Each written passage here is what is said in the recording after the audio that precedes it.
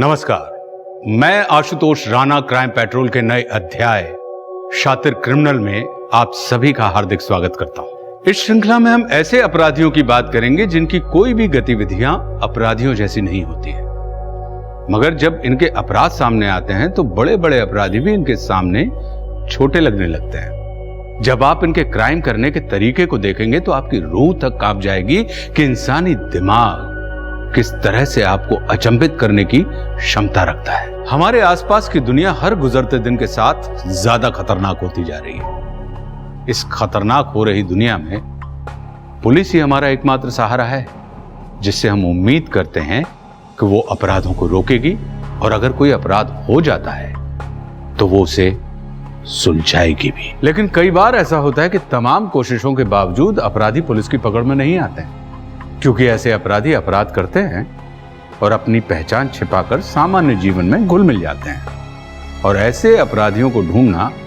भूसे के ढेर में सुई ढूंढने के जैसा होता है।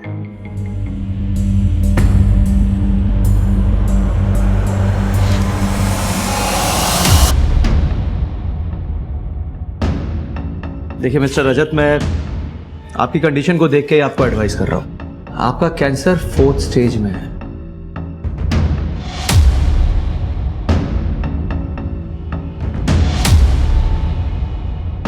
आप कितना भी केमोथेरेपी और रेडिएशन ले लें, लेकिन हकीकत यह है कि आपका ठीक हो पाना ऑलमोस्ट इम्पॉसिबल है। सर, पर हम ऐसे कैसे गिव अप कर दें? रजत का ट्रीटमेंट ऐसे बीच में कैसे छोड़ दें सर? पूर्वी जी, मैं आपके इमोशंस को अच्छी तरह समझता हूँ, लेकिन हकीकत यह है कि रजत पहले ही बहुत दर्द बर्दाश्त कर चुका है। आगे मर्जी आप लोगों की है, आप क्या करना चाहते हैं क्या नहीं। ये हर्बल मेडिसिन मैं आपको दे रहा हूँ रजत के पेन के लिए। मेरी आपको सलाह होगी कि आप ऊपर वाले से दुआ करें, अच्छे की उम्मीद करें, लेकिन बुरे के लिए तैयार रहें।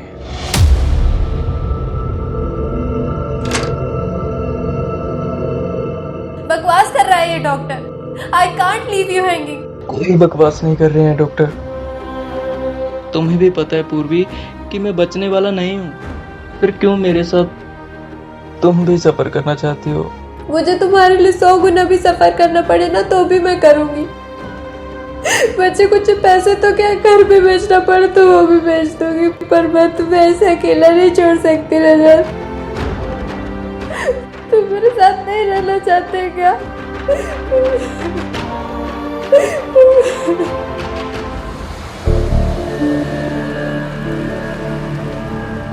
ओए बिल दे रे। लो भाई जी 650। भांग खाए हो कि लूट मची है? लूट लो। लूट किस बात की भाई जी? जो है सब लिखा है बिल में। अबे तू लाख रुपए लिख देगा तो क्या तुझे लाख रुपए दे दूंगा इस 2 कौड़ी के खाने के? ये पकड़, खाना सड़ा गला खिलाएंगे, पैसे पूरे मांगेंगे। अरे भाई जी, इतने की तो आप शराब पी गए। ओए जितना दे दिया उसी में तसल्ली कर। पर भाई जी रुको। ओए हट।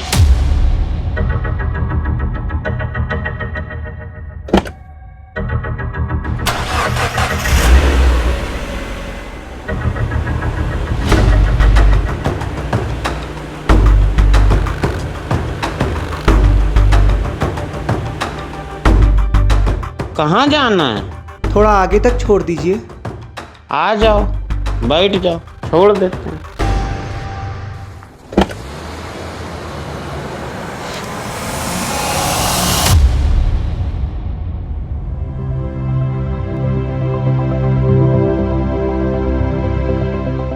ऑफ कोर्स रजत का इलाज हो सकता है। रजत को 4th नहीं 3rd स्टेज का कैंसर। विटामिन ट्रीटमेंट के बाद हम लोग कीमो स्टार्ट करेंगे। हाँ, बट आप लोगों को थोड़ा पेशेंस रखना पड़ेगा। हम रखेंगे सर, आप जैसे कहेंगे ना हम वैसे करेंगे। गुड।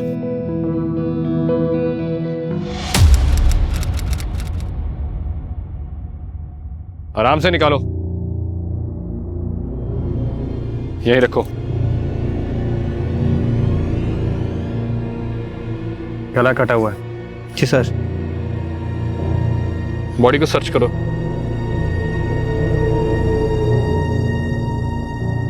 सर कोई मोबाइल या पर्स और ना ही कोई आईडी कार्ड, लगता है लुढ़के से फेंक दिया है यहाँ। बॉडी को पोस्टमार्टम के लिए भेजो और इसकी फोटो क्लिक करो और आसपास के एरिया में लोगों को दिखाओ।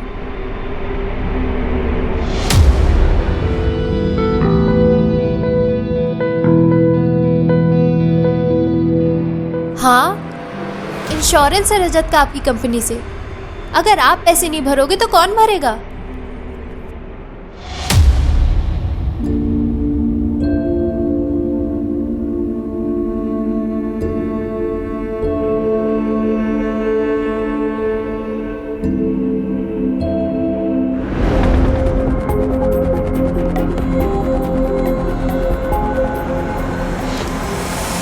रजत, क्या हुआ रजत को?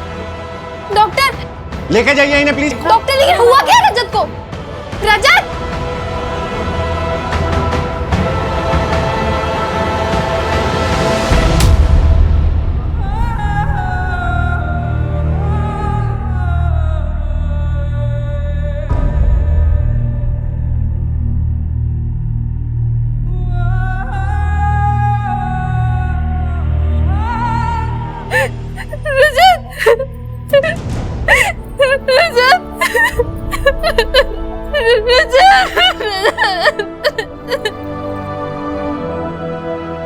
रजत को क्या हुआ?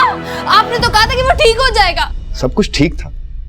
रजत की बॉडी ट्रीटमेंट को अच्छे से रिस्पॉन्स भी कर रही थी। शायद लास्ट मिनट कॉम्प्लिकेशंस हुई रजत के साथ। पर आपने तो कहा था कि रजत ठीक हो जाएगा। मेरे से क्या हो गया? आई एम सॉरी पूर्वी।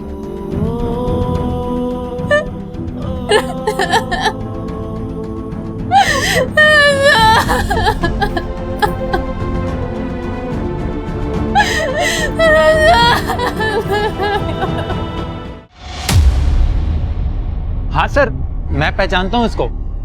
टेम्पो ड्राइवर है ये, इसी रूट पर चलता था, अक्सर आता था मेरे ढाबे पर। लाश मिली है इसकी 2 दिन पहले, यहाँ से 3 किलोमीटर दूर हाईवे पर। लाश? सर 3 दिन पहले ये मेरे ढाबे पर आया था। जाते वक्त एक औरत को लिफ्ट देते हुए भी देखा था मैंने। जरूर इसी ने कुछ किया होगा उस औरत के साथ भी, तभी उसने इसे मार दिया होगा। नाम पता जानते हो इसका? सर नाम पता तो नहीं मालूम, पर हाँ पहले ही अपना मोबाइल ढाबे पर ही भूल गया था। एक मिनट सर, ये लो सर, शायद इससे कुछ आपको पता चल जाए। ठीक है।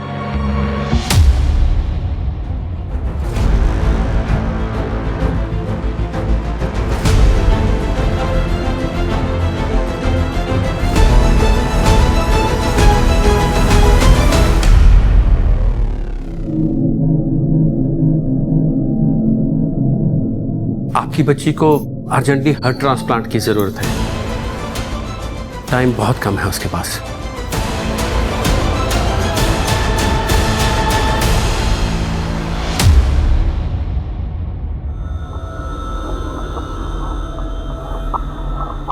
जी आप कौन?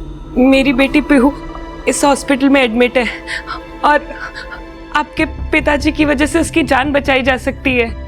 कैसे? मेरी बेटी सिर्फ 8 साल की है और उसे हार्ट ट्रांसप्लांट की जरूरत है। डॉक्टर का कहना है कि आपके पिताजी का हार्ट उसे ट्रांसप्लांट किया जा सकता है। ये क्या बकवास कर रही हैं आप? मेरे पिताजी अभी जिंदा है। पर ब्रेन तो डेड है ना, और वो कभी रिकवर भी नहीं करेंगे।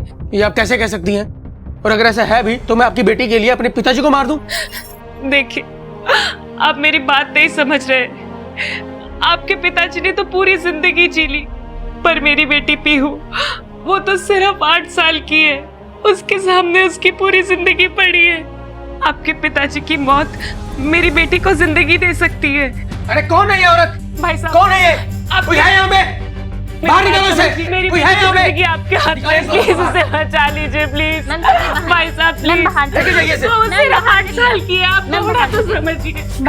उसकी पूरी जिंदगी पड़ी है। भाई साहब प्लीज मेरी बात सुनिए, प्लीज थोड़ा सोचिए। अब अंदर मत जाना।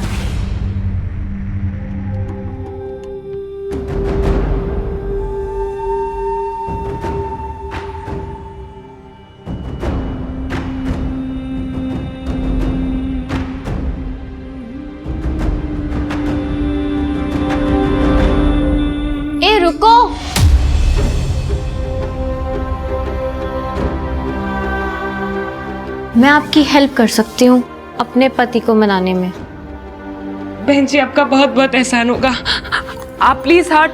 अरे मेरी बात तो सुनिए पूरी, एहसान की कोई बात नहीं है। आप पापा जी के हार्ट के बदले हमें सिर्फ 5 लाख रुपए दे दीजिएगा। 5 लाख? पर बहन जी इतने पैसे तो मेरे पास नहीं है, सारे पैसे पहले ही पीहू के इलाज में खर्च हो चुके हैं, मैं इतने पैसे कहाँ से लाऊंगी?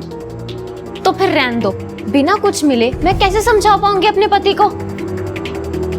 नहीं नहीं सुनिए, मैं कुछ करती हूँ, मैंने अपने पति से बात करती हूँ, मुझे हार्ट चाहिए। ठीक है।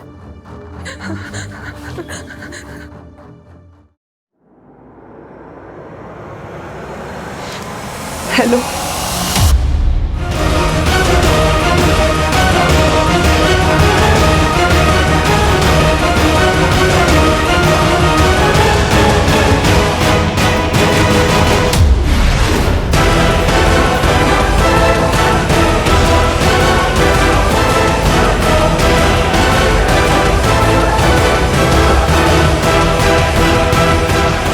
सर, इन 8 मर्डर्स में एक बात कॉमन है, जब जब ये मर्डर हुए हैं एरिया के लोगों ने लाल सलवार सूट पहने एक औरत को देखा है गाड़ियों से लिफ्ट मांगते हुए। क्लियरली एक सीरियल किलर का काम है राजेश, वो भी एक औरत। हमें सीरियल किलर मैपर की जरूरत पड़ेगी किलर की प्रोफाइलिंग करने के लिए। अरेंज करो। सर इन सारे मर्डर्स में किलर का मोडस ऑपरेंडी बिल्कुल सेम है, लेकिन इस सीरियल किलर ने सिर्फ 8 ही मर्डर किए हैं, इस बात में थोड़ा डाउट है। कैसा डाउट? सर ये देखिए, ये उन सारे मर्डर्स में से किया गया सबसे पहला मर्डर है और ये सबसे आखिरी।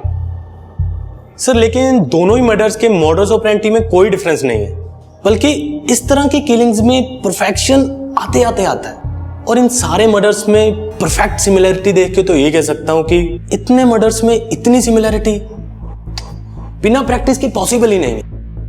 मतलब तुम कहना चाहते हो कि इस सीरियल किलर ने इन मर्डर्स से पहले और भी मर्डर्स किए? जी सर।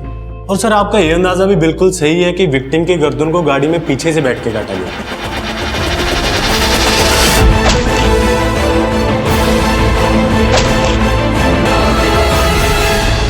क्योंकि सर ये देखिए, ये सारे कट के मार्क्स फ्लैट ना होकर सर्कुलर हैं और लंबे भी, जैसे गर्दन को पीछे की तरफ से खींच के रेता गया। क्या ये मर्डर्स कोई औरत कर सकती है? सर बिल्कुल कर सकती, क्योंकि पीछे की तरफ बैठ के मारने के लिए ज्यादा फोर्स की जरूरत नहीं पड़ी होगी विक्टिम को कंट्रोल करने के लिए। मगर हाँ, वो फोर्स इतनी भी कम नहीं होगी कि कोई भी औरत इसे आसानी से कर ले। अगर वाकई में ये सीरियल किलर कोई औरत है तो पक्का वो कोई अच्छी कदकाठी वाली औरत होगी।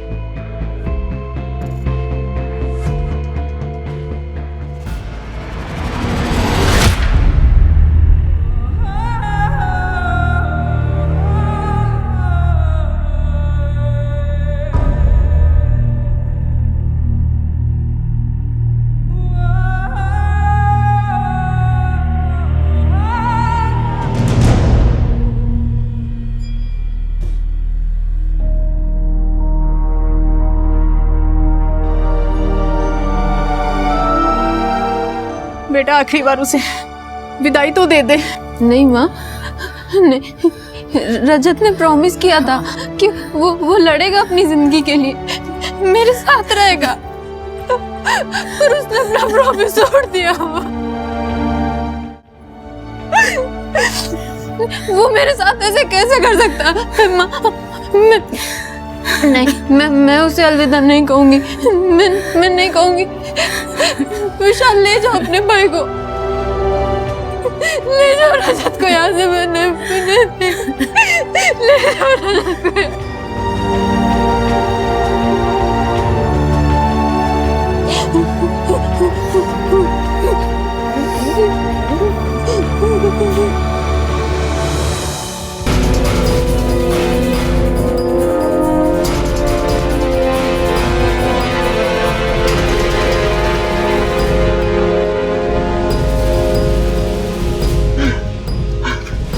जा भाग।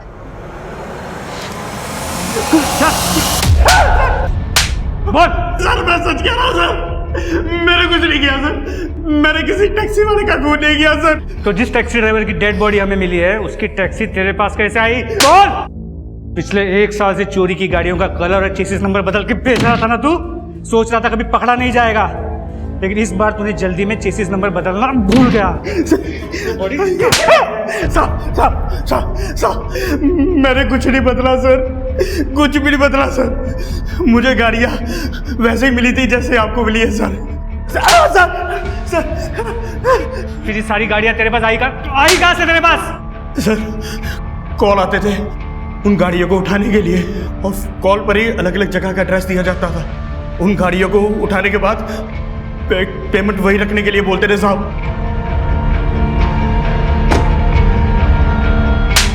कौन करता था फोन? किससे बात होती थी तेरी? अलग अलग नंबर से फोन आता था साहब, एड्रेस बताने के लिए।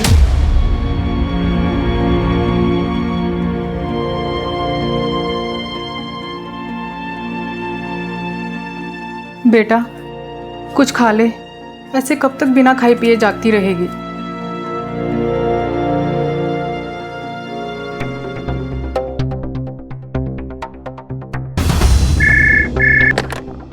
हेलो, मैंने पहले भी आपको फोन किया है। मेरी डॉक्टर बख्शी से अभी बात करवाइए।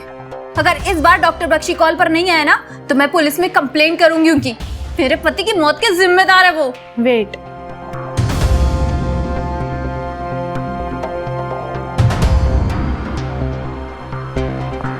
अब किस लिए फोन किया आपने यहाँ पे? आपको अच्छे से पता है कि मैंने आपको क्यों फोन किया है।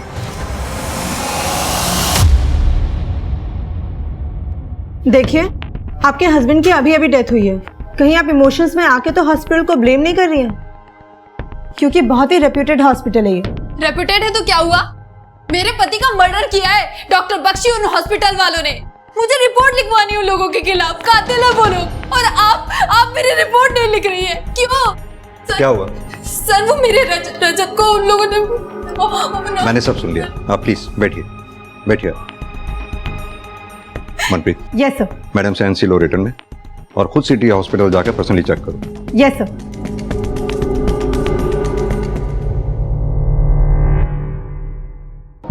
मैम, रजत को बचाने के लिए हम जो कुछ कर सकते थे हमने वो सब कुछ किया, पर वो नहीं बच पाया।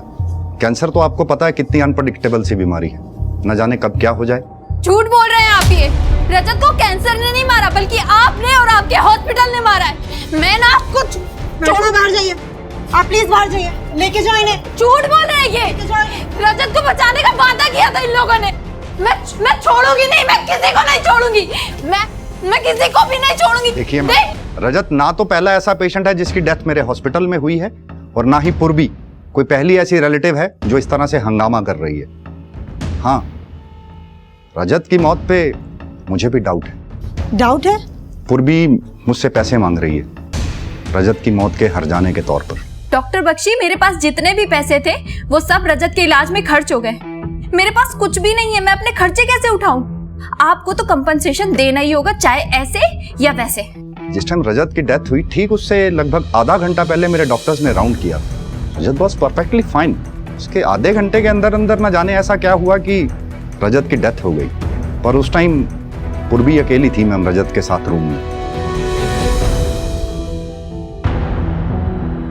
इंटरेस्टिंग। पता है मनप्रीत, पैसा आदमी से कुछ भी करवा सकता है, तो फिर ये पूर्वी क्या चीज है? इसका बैकग्राउंड चेक करो।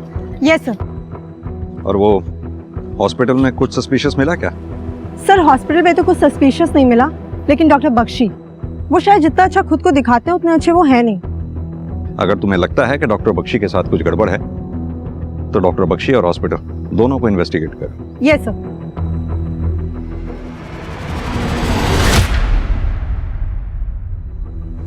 सर मुझे पैसों की जरूरत है, और आप ऐसे कैसे मना कर सकते हैं मुझे पैसे देने से? हेलो,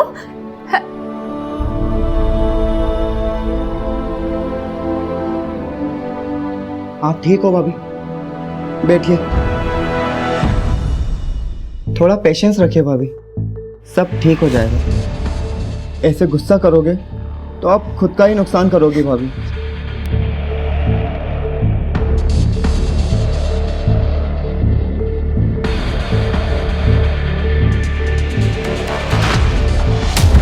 मुझे पता है मुझे क्या करना है। तुम ना ज्यादा सिंपैथी मत दिखाया करो और मुझसे दूर से बात किया करो। बार बार यहाँ मत आया करो, चले जाओ यहाँ से।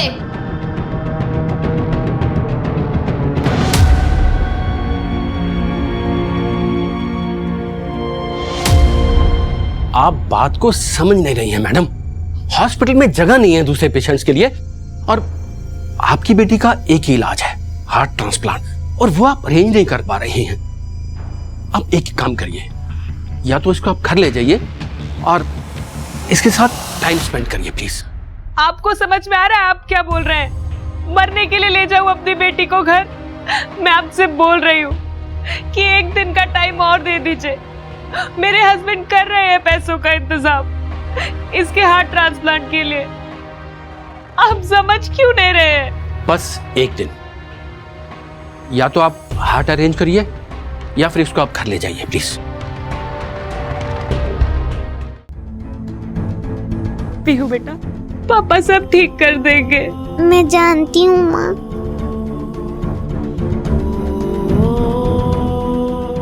मेरा बच्चा। ज्ञान के मर्डर केस में हमारे पास एक ही सस्पेक्ट है, वो ढाबे वाला वीरू, जिसका झगड़ा हुआ था ज्ञान के साथ। ओए जितना दे दिया उसी में तसल्ली कर। अरे पर भाई जी रुको। ओए हट। बाकी पुलिस स्टेशन से कुछ पता चला? हाँ सर, हाईवे पे हो रही लूटपाट की गैंग के बारे में पता किया। गैंग के बारे में क्या पता चला? सर गैंग के बारे में कुछ खास पता नहीं चला, लेकिन पिछले 1-2 सालों में कई पुलिस स्टेशन में ज्ञान जैसे ही सिमिलर मर्डर केसेस रिपोर्ट हुए हैं, जिनमें से ज्यादातर विक्टिम की पहचान नहीं हो पाई है सर। और जिन 1-2 विक्टिम की पहचान हुई भी थी, उनके केस को रैंडम लूटपाट की केस की तरह इन्वेस्टिगेट किया गया। अगर ये ढाबे वाला वीरू उस ज्ञान को नहीं पहचानता और उस लाल सूट वाली औरत के बारे में हमें नहीं बताता, तो हम भी शायद इस केस को एक रैंडम केस की तरह ट्रीट कर रहे होते। सर अब क्या करें? पहले तो हमें यह पता करना है कि ये वीरू सच बोल रहा है या सिर्फ हमें बहका रहा है। तुम ऐसा करो, बाकी के पुलिस स्टेशन से जो भी सिमिलर केस रिपोर्ट हुए हैं उनकी डिटेल मंगवाओ और उसे आपस में टैली करो। देखो कोई लीड मिलती है या नहीं। जी सर।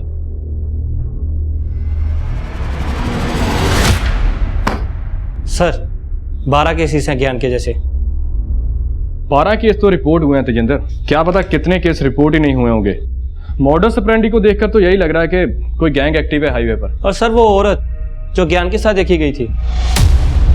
2 ही पॉसिबिलिटी हैं, या तो वो औरत विक्टिम को फंसा के गैंग के पास लेके जाती होगी, या फिर उसने खुद मर्डर किए होंगे।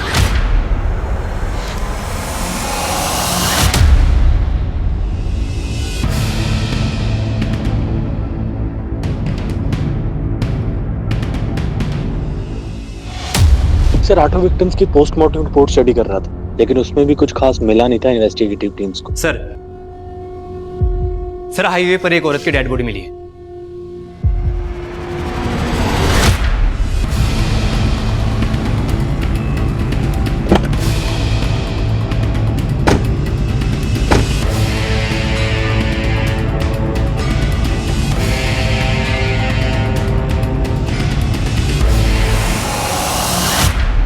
सर लाल सूट, सर ये कहीं हुई तो नहीं?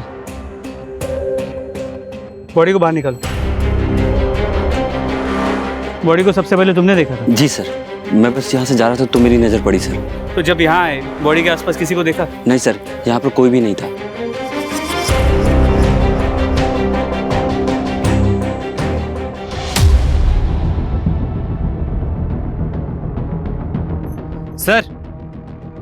सर इसका नाम प्रतिमा सागर है, और सिर्फ इसकी आईडी नहीं, इसके पर्स से और भी देखिए क्या क्या मिला है।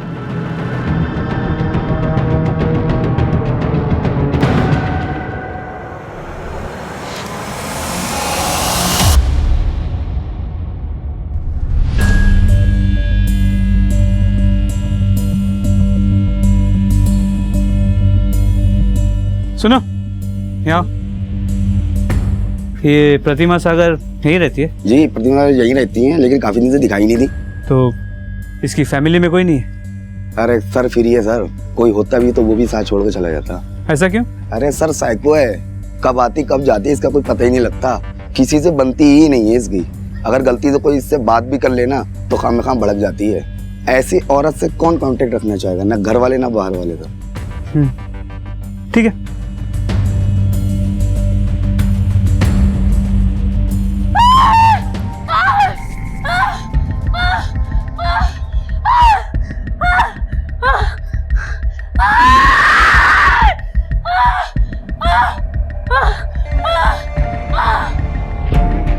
मुझे तो अभी भी यकीन नहीं हो रहा रीवा कैसे मान गई आपकी बात, जो डिलीवरी के लिए हॉस्पिटल के बजाय ये होम बर्थ का ऑप्शन चुना, जबकि उसकी प्रेगनेंसी पहले से इतनी कॉम्प्लिकेटेड है। मान गई, क्योंकि ये कॉम्प्लिकेशंस वगैरह ना सब डॉक्टरों के बनाए हुए फतूर हैं। अरे हॉस्पिटल लेके जाएंगे तो वो चीर फाड़ करेंगे सिर्फ पैसा बनाने के लिए। वैजी ने दवाई दी है ना, उससे सब ठीक हो जाना है, तू चिंता मत कर। रीवा का बच्चा अटक गया है, उसको हॉस्पिटल ले जाना पड़ेगा।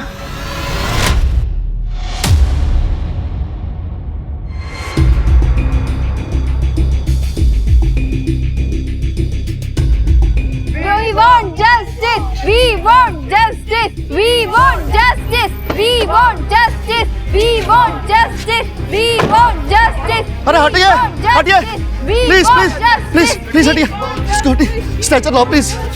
We want justice. We want justice.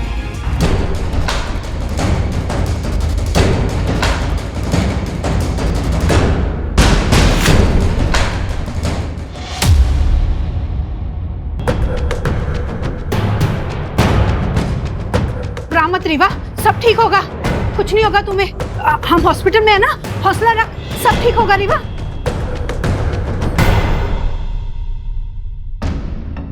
मैं ना वैजी को फोन करती हूँ, वो जरूर कोई दवा बताएंगे। किसी को फोन नहीं करेंगे आप, पहले रीवा और मेरे बच्चे की जान खतरे में डाल चुकी हैं आप। अरे तुम तो ऐसे बोल रहे हो जैसे मुझे रीवा की कोई फिक्र ही नहीं। बेटी है वो मेरी। बेटी है?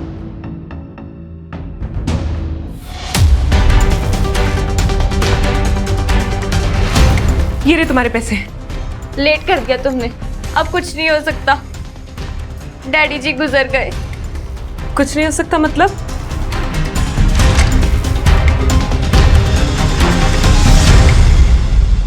अब तो तुम्हारे ससुर मर गए ना, अब तो इजी हो जाएगा। नहीं हो पाएगा, डेथ हार्ट फेल होने से हुई है और तुम्हें तो हार्ट ही चाहिए था ना। परी मेरी सो रही है, पीहू मेरी सो रही है, परी रानी आएगी, पीहू को खिलाएगी, पीहू खुश हो जाएगी। मम्मा मम्मा चिल्लाएगी, मम्मा मम्मा चिल्लाएगी, पप्पा पप्पा चिल्लाएगी, पीहू खुश हो जाएगी, पीहू मेरी सो रही है, परी। हाँ? पीहू को क्या हो गया? ये सांस नहीं ले रही है। पीहू पीहू बेटा आंखें खोलो। बेटा पीहू, बेटा आंखें खोलो। क्या हो गया? एक मिनट। पीहू पीहू पीहू आंखें खोलो बेटा। पीहू पीहू आंखें खोलो।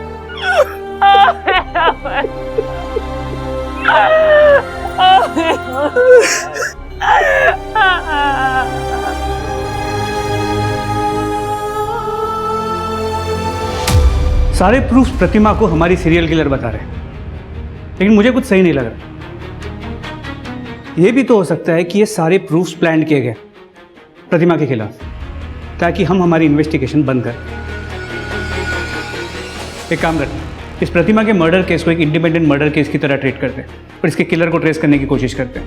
एक बार ये किलर हाथ में आ गया तो प्रतिमा की असली कहानी भी सामने आ जाएगी। प्रतिमा की बॉडी हमें यहाँ मिली, तुम उस तरफ जाके पूछताछ करो, हम लोग इस तरफ देखते हैं। हो सकता है प्रतिमा के केस में कोई नया लीड मिले। ठीक है सर।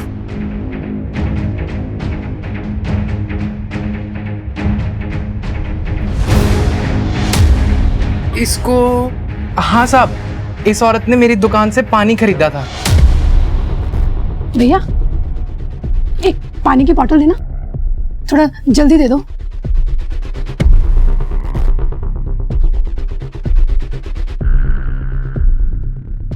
मैडम कौन है वो?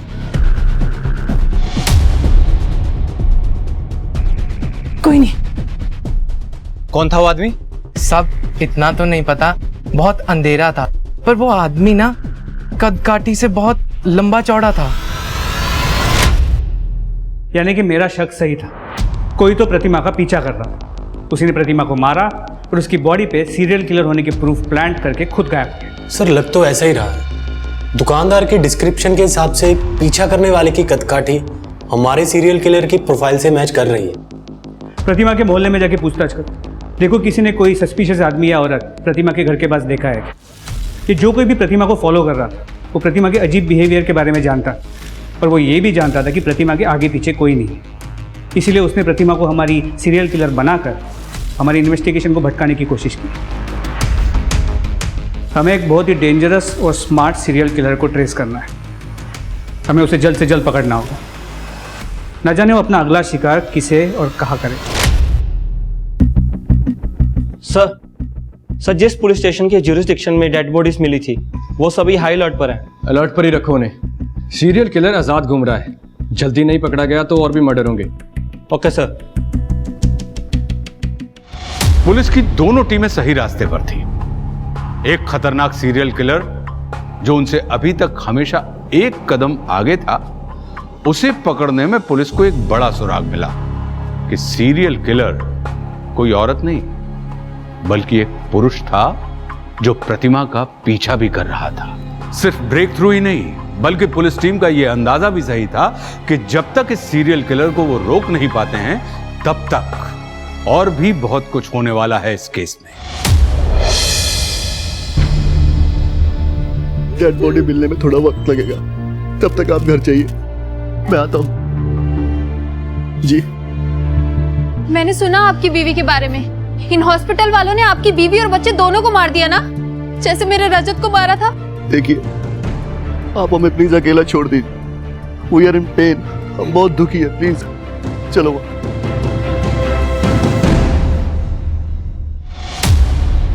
अच्छा ही हुआ रजत को अपनी जिंदगी से मुक्ति मिल गई। पूर्वी उसके साथ रह के भुगती तो रही थी, कम से कम वो अपनी मर्जी से अपनी जिंदगी जी तो सकती। अपनी मर्जी से मतलब? अरे मैम, मरने वाले के बारे में मैं आपको क्या बताऊं। रजत को कैंसर होने से पहले ही उसने अपने भाई विशाल को अपनी मम्मी पापा के घर भेज दिया था। अब रजत के मरने के बाद वो जब चाहे अपनी मर्जी से आता जाता है। मुझे तो ये लगता है विशाल और पूर्वी के बीच कुछ। सिटी हॉस्पिटल के रिकॉर्ड में एक चीज बहुत ऑड है। क्या? शहर के बड़े बड़े और फेमस हॉस्पिटल्स में भी इतने ऑर्गन ट्रांसप्लांट नहीं हो रहे हैं जितने इस सिटी हॉस्पिटल में हो रहे हैं। इनफैक्ट पूर्वी के हस्बैंड रजत, उसके भी ऑर्गन ट्रांसप्लांट वही हुए थे। और सर पूर्वी, उसके बारे में हमें ये पता चला है। ये देखिए, ये तो रजत के इंश्योरेंस के पेपर है। बिल्कुल। और आप रजत की इंश्योरेंस को क्लेम करना चाहती हैं, वो भी जल्द से जल्द। हाँ तो इसमें गलत क्या है? मेरे पति के नाम पे इंश्योरेंस था और अब उसकी डेथ हो गई है। क्लेम नहीं करूंगी तो क्या करूंगी? गलत? इसमें कोई गलत नहीं है, बल्कि आपके और आपके देवर विशाल के बीच में जो भी कुछ चल रहा है, क्या वो सही है? क्या चल रहा है मेरे और विशाल के बीच में? कहना क्या चाहते हैं आप? यही कि आपके और विशाल के बीच में जो कुछ भी चल रहा था, इसी वजह से रजत ने विशाल को उसके माँ बाप के पास भेज दिया था, क्योंकि उसे शक था। बकवास कर रहे हैं आप ये। रजत ने विशाल को यहाँ पर सिर्फ पढ़ाई करने के लिए बुलाया था, मगर वो यहाँ आकर कुछ ज्यादा ही बिगड़ गया था। मेरे साथ फ्रेंडली होने की कोशिश कर रहा था, इसलिए मैंने रजत को बोला था विशाल को वापस मम्मी पापा के पास भेजने के लिए। और ये डॉक्टर बख्शी से कॉम्पनसेशन के लिए ब्लैकमेलिंग कर रहा है। मैंने कोई ब्लैकमेलिंग नहीं की है सर। मैंने सिर्फ उनसे ये कहा था कि उन्हें रजत की मौत का हर्जाना भरना पड़ेगा, और डॉक्टर बख्शी इस बात का बतंगड़ बना रहे और कुछ नहीं कर रहे सर। मुझे तो इस बात का विश्वास नहीं होता सर कि जो लोग मेरे पति की मौत की जिम्मेदार है अब उनकी बात पे भरोसा कर रहे हैं। पूर्वी जी, हमें आपके बारे में कुछ बातें पता चली थी तो हमने आपसे पूछताछ की। हमें डॉक्टर बख्शी और उनके हॉस्पिटल के बारे में कुछ बातें पता चली हैं, उनसे भी पूछताछ करेंगे। मेरा बेटा 29 साल का था। आज तक अपेंडिक्स के अलावा उसे कभी हेल्थ प्रॉब्लम नहीं हुई, और उसी के लिए हम सिटी हॉस्पिटल में उसको लेकर गए थे, मगर वो जिंदा वापस ना आ सका। क्या आपने अपने बेटे के ऑर्गन्स डोनेट करने के लिए कुछ पेपर्स पे साइन किया था? मैम, इलाज के दौरान उन्होंने हमसे इतने पेपर साइन करवाए, हो सकता है बीच में कोई ऐसा पेपर रख दिया हो। हमें इसके बारे में कुछ मालूम नहीं है।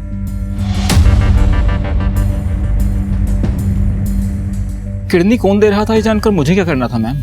सिटी हॉस्पिटल वालों ने बताया किडनी अवेलेबल है तो मैंने ट्रांसप्लांट करवा ली। कितना पैसा दिया था आपने ट्रांसप्लांट का? 3 लाख पड़े थे मैम। आधा पैसा ऑनलाइन दिया था, आधा कैश में। सर, मेरी बीवी रीवा को प्रेगनेंसी में पहले ही बहुत कॉम्प्लिकेशंस थी, फिर भी मेरी सास ने उसे इस देसी इलाज के चक्कर में फंसा दिया। अब आप ही बताइए, मैं अपनी बीवी की मौत का जिम्मेदार किसे मानूं? उस हॉस्पिटल को या अपनी सास को? मिस्टर शिव, एक बात बताइए, आपकी पत्नी रीवा के ऑर्गन्स डोनेट हुए थे?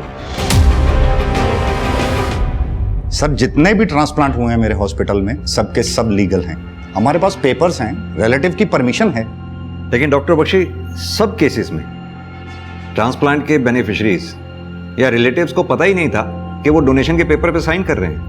दूसरी बात, ट्रांसप्लांट के बेनिफिशरीज से हाफ पेमेंट कैश में ली गई, जिसका हमें कोई ट्रेस नहीं मिला। कहां गया वो पैसा? ऐसा कैसे हो सकता है सर? हम कैश में डील ही नहीं करते तो फिर कैश लेंगे क्यों? तो डॉक्टर बख्शी, अगर पैसा आपके पास नहीं है तो किसी के पास तो होगा ही। हमें आपका हॉस्पिटल सर्च करना होगा। अब आप हमें खुद सर्च करने देंगे या फिर हम कोर्ट से सर्च वारंट लेके आए? सर, जब कुछ गलत किया ही नहीं तो हम सर्च से क्यों डरेंगे? आप इत्मीनान से सर्च कीजिए।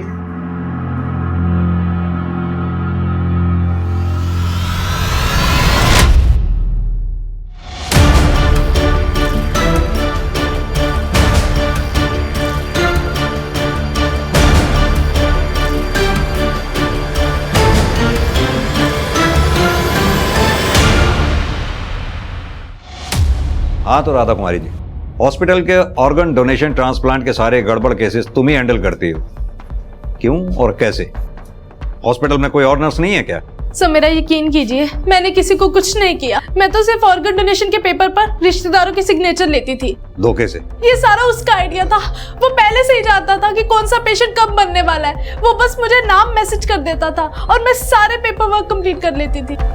सब बताए गए पेशेंट के मरने के बाद जिन्हें ऑर्गन चाहिए होते थे, मैं उनसे कैश लेके उसे 70% दे देती थी। मुझे तो सिर्फ 30 ही मिलता था सर। नाम क्या है उसका? नाम बताओ। सर, मुझे नहीं पता। वो सिर्फ मुझे पेशेंट का नाम मैसेज करता था और पैसे कहाँ छोड़ने हैं वो एड्रेस मैसेज करता था। जब तुमसे जानती तक नहीं हो, इतना दावे के साथ कैसे कह सकती हो कि वो मेल था? सर, मैंने तो सिर्फ आइडिया लगाया है। वो औरत है कि मर्द मुझे नहीं पता। देखो राधा, इतना बड़ा कांड तुम अकेले तो कर नहीं सकते। शराफत से ये बताओ, इस इतने बड़े कांड में हॉस्पिटल का कौन कौन स्टाफ मेंबर तुम्हारे साथ शामिल है? सर, गार्ड रमेश और वार्ड बॉय सुखविंदर। सर, मेरा कोई कसूर नहीं है, मुझे छोड़ दीजिए, मैं बेगुनाह हूं सर।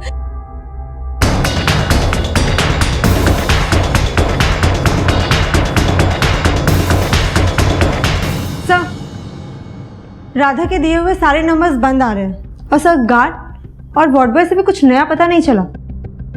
मनप्रीत, हैरानी की बात है, जितने भी पेशेंट्स ऑर्गन डोनेशन रैकेट का शिकार हुए हैं, सब में एक चीज कॉमन है, सबकी मौत हार्ट अटैक से हुई है। हाँ सर, मेरा तो ध्यान ही नहीं गया इस बात पर। और इतना ही नहीं, ये सभी पेशेंट्स के केसेस को जब मैंने गहराई से स्टडी किया तो एक चीज और कॉमन पाई। इन सभी पेशेंट का कभी ना कभी एक आयुर्वेदिक डॉक्टर दीप राणा से कनेक्शन रहा है।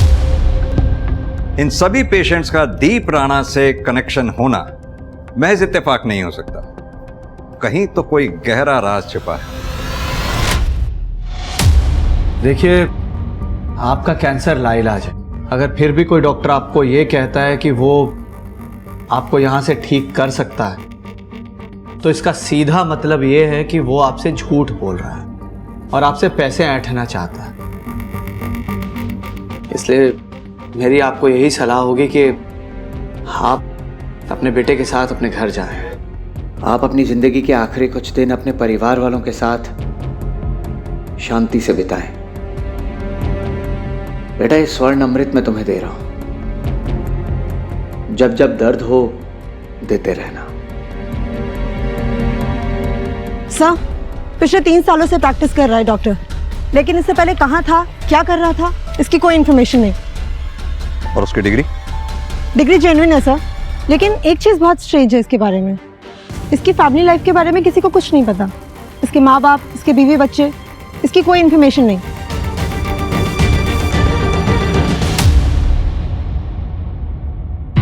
क्या बात डॉक्टर साहब, भागने की तैयारी हो रही है?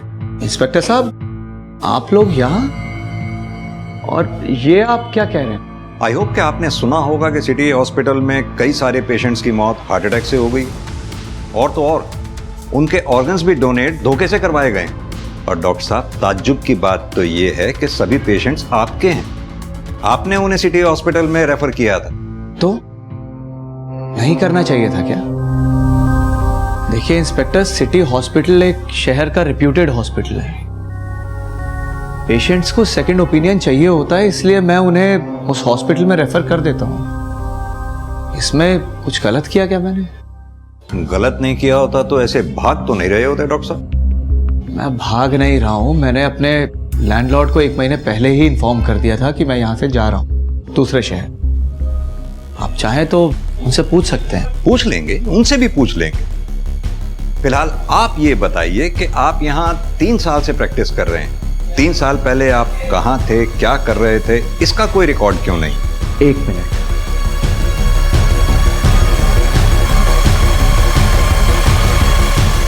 ये देख लीजिए आप देख लीजिए मैं कब कब कहाँ किस किस शहर में रहा और क्या कर रहा था, वो सब डिटेल है इसमें। ठीक है डॉक्टर साहब, फिलहाल हम ये डॉक्यूमेंट्स लेकर जा रहे हैं वेरिफिकेशन के लिए। लेकिन हाँ, जब तक हम कहें नहीं ये शहर छोड़कर जाइएगा नहीं। चलो मनप्रीत। काफी दिलेर है सर, एक बार भी नहीं घबराया और हर सवाल का बिल्कुल परफेक्ट जवाब रेडी था, वो भी पहले से। परफेक्ट तो कुछ भी नहीं होता मनप्रीत, फिर ये डॉक्टर कैसे परफेक्ट हो सकता है? एक काम करो मनप्रीत, डॉक्टर की फोटोग्राफ आसपास के पुलिस स्टेशन में सर्कुलेट करवाओ। पता करो इस डॉक्टर का किसी केस से लेना देना रहा हो, अगर हाँ तो उस केस की पूरी डिटेल्स निकलवाओ। इस डॉक्टर का इतिहास गायब है ना, इसका इतिहास निकालकर इसका भविष्य बिगाड़ेंगे।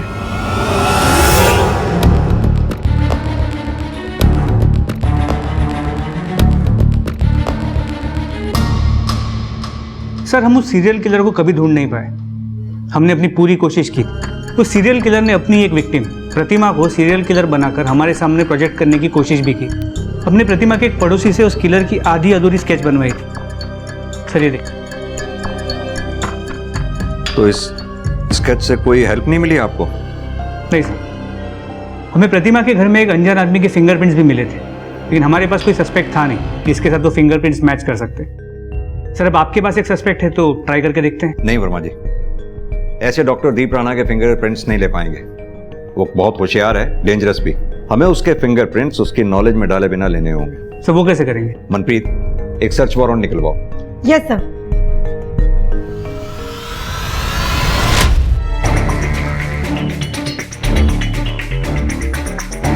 आप इंस्पेक्टर साहब अपना टाइम वेस्ट कर रहे हैं। आपके उस सीरियल किलर का राज मेरे इन बॉक्सेस में नहीं मिलेगा आपको। पता है हमें डॉक्टर साहब, हमें इन बॉक्सेस में कुछ नहीं मिलने वाला। सरकारी नौकरी है, फॉर्मेलिटी करनी पड़ती है।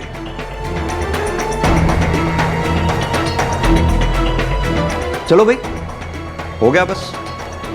ठीक है डॉक्टर साहब, जल्दी मुलाकात होती है। चलो मनप्रीत।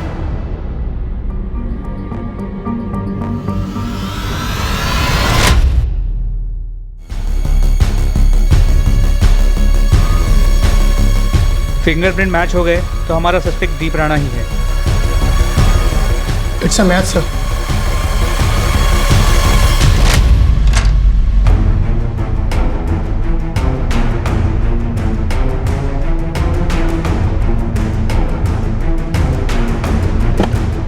मैं क्रिमिनल कोई शौक से नहीं बना हूं। मेरी बच्ची जब हॉस्पिटल में थी तो किसी को भी उसकी जान की परवाह नहीं थी। सबको बस पैसा ही चाहिए था। मैं पैसे भी ले आया था पीहू के हार्ट ट्रांसप्लांट के लिए, मगर ट्रांसप्लांट होने से पहले ही वो बुढ़ा हार्ट अटैक से मर गया। और तब मुझे लगा कि जिसको मरना ही है, अगर उसके मरने से किसी की जिंदगी बच जाती है, खासकर मेरी बेटी जैसे बच्चों की या और लोगों की, तो उनके मरने में क्या गलत है। इसलिए मैंने डॉक्टर बनने की सोची। जिन लोगों के बचने की कोई उम्मीद ना हो, उन्हें टाइम से उनके अंत तक पहुंचा सकूं। लेकिन डॉक्टर बनने के लिए मुझे पैसों की जरूरत थी और इसलिए मैंने मर्डर्स किए।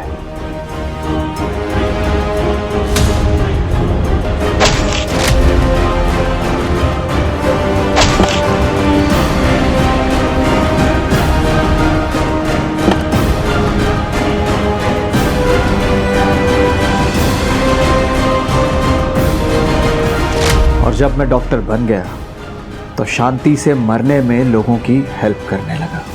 मैंने उन्हें बिना दर्द के और बिना तड़पाए मुक्ति दी, अपनी दवा से, जिसे पीकर उनका दिल धीरे होते होते आखिरकार बंद हो जाता था। मेरी बेटी को तो नहीं बचा पाया मैं, लेकिन हाँ, मेरी बेटी के ही जैसे ना जाने कितने ही लोगों को जिंदगी मैंने दी है। दूसरों को मारकर खुद को भगवान समझ बैठा है। कितने ही निर्दोष लोगों की जान ली है तूने, उन टैक्सी वालों की, उस प्रतिमा की। न जाने ऐसे कितने पेशेंट जिसमें से कई बच भी जाते अगर तू बीच में नहीं आता तो। कैसे बच सकते थे इंस्पेक्टर साहब? पैसे देकर, हाँ, दोनों हाथों से भर भर के पैसे देते और जिंदगी खरीद लेते। लेकिन मेरे एक सवाल का जवाब दीजिए आप लोग, उन लोगों का क्या जिनके अपने उन्हीं पैसों की कमी से मर जाते हैं? उन लोगों का क्या? अपनी पापों का ठीक रहा, अपनी बेटी की मौत के ऊपर मत डाल। 2012 से तूने 108 लोगों को मारा है। अगर सिर्फ डॉक्टर बनने के लिए पैसों की बात होती ना तो कब का रुक गया होता, मगर तू रुका नहीं। तो ये मुक्ति दे के मसीहा बनने की कहानी किसी ऐसे को सुनाना जो तुझे जानता ना हो, हमें नहीं। जगतार, लेके जाओ उसे।